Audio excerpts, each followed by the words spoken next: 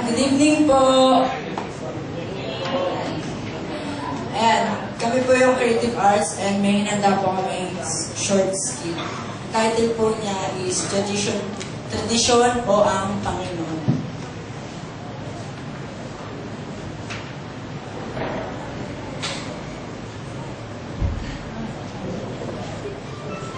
Isang umaga, habang naglalakad sina Lope at Roji, nakasalubong nila si Charan. Uy! Ate Charan, saan ka galing? Diyan na sa palengke. Ang dami naman talang gulay. Ano ba naman tayo mga umiyak? Ano ka ba? Hindi ito gulay. Palaspas yan? Ano ba yan? Apat ng mata mo eh. Sorry naman. Para sa may palaspas na yan. Dahil kasi kinakain ko lang yan eh. Palaspas? Kinakain? Tao ka ba? Malamang! Hindi. Masyado naman kayo, siyempre tao. Di ba kayo, ginidyo ko lang kayo.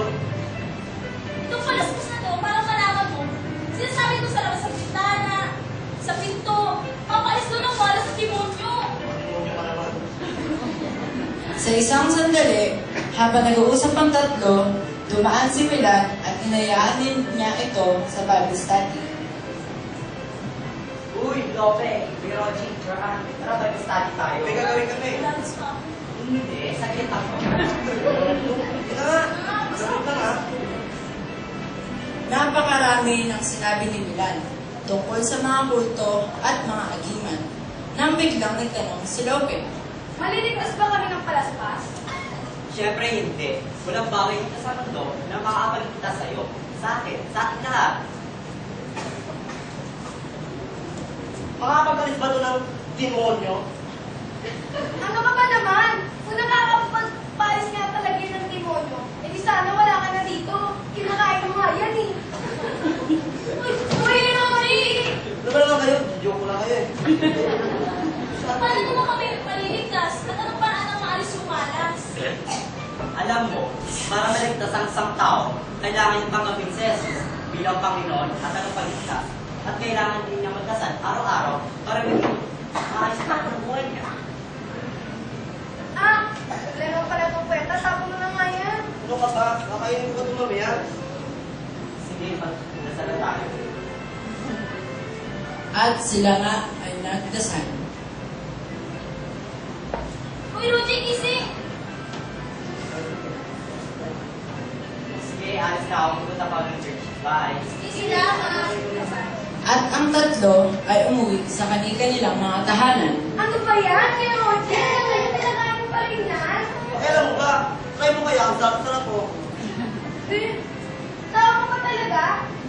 Ate Charan, di ba sabi ka kanina? Hindi mo yung nakakapagpalis ng malas. Ano ba tinutuloy yan? Sabi ng nanay ko eh. Tsaka tradisyon na namin to.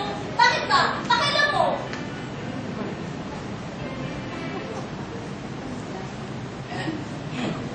Sabi po sa Acts 4:12, Salvation is found in no one else, for there is no other name under heaven given to mankind through which we must be saved.